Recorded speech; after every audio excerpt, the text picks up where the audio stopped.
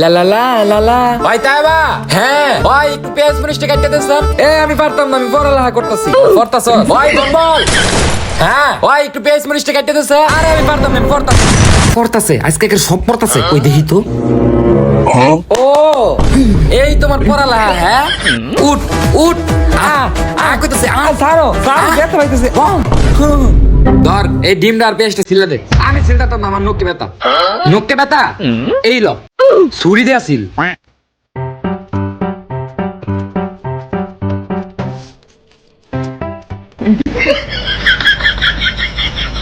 তোর শিলা কি হইছে রে?